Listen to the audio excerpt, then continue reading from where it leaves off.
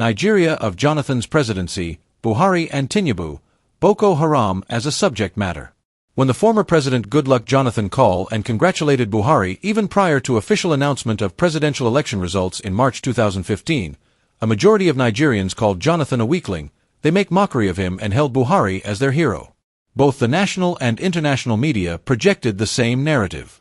As an observant young man who notes the contemporary political events, who as well knows the actual history of Nigeria and the records of some key past political leaders, I laughed and kept my cool. Few other Nigerians knew the game.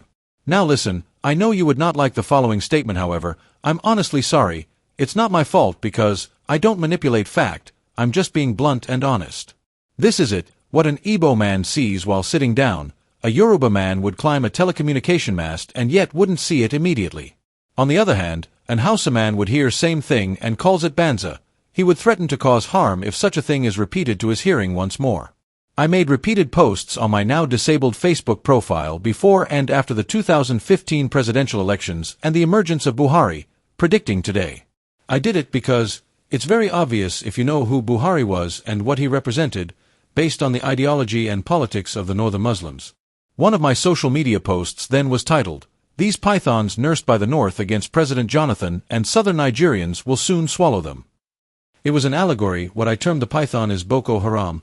By then, it was only Boko Haram, but today, there are various dangerous Islamic armed groups, demanding to be accorded their secret agreement or they will continue to cause harm. To be honest, you might not totally agree with Motsi Nnedi Kanu. Above all, he played a vital role for educating and informing all Nigerians about the obvious truth.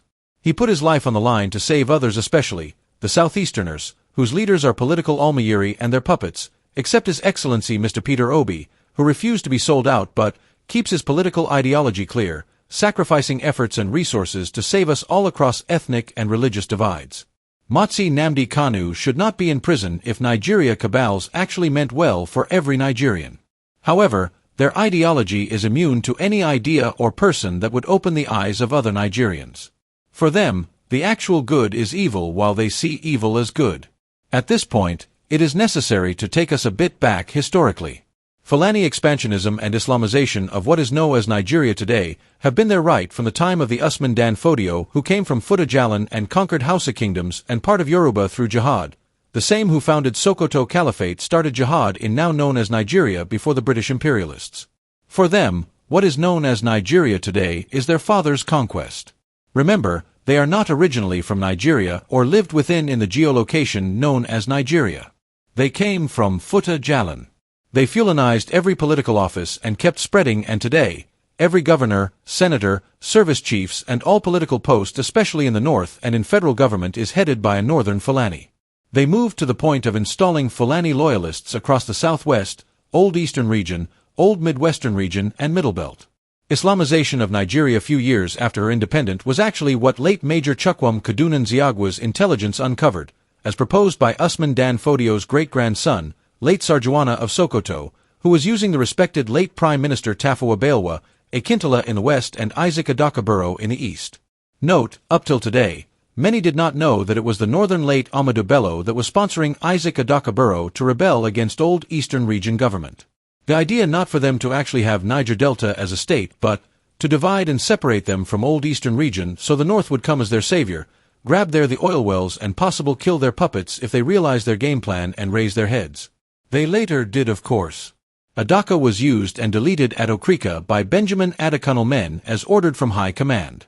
Meanwhile, he was the same Adaka who led 1,000 Nigerian soldiers into his own riverine routes during Biafra pogrom. When Ken Saro-Wiwa demanded for Ogoni right, he was shown 6 feet by a firing squad under Sani Abacha.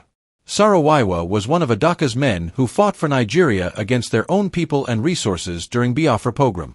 Prior to this, Major Chukwuma Kaduna Nziagwu preempted the Islamization, and the aim was to give power to Awolowo. However, there was a Giyi Ironsi by the corner, a red-eyed powerful commander who stopped him and took the advantage. Ironsi refused to accept their ideology, but Nziagwu and his men didn't plan to fire him.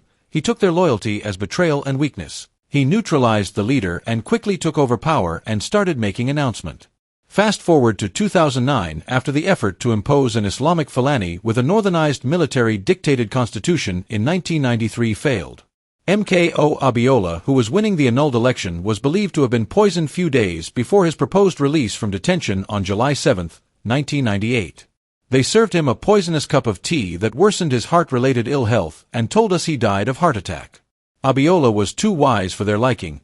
He would have created a decent society which would take their hands far off from Nigeria's common patrimony to themselves alone. The House of Fulani has been a loyal puppet of Nigeria's former colonialist, the British. They always have the support of the British, just as long as their secret on Nigeria resources is maintained.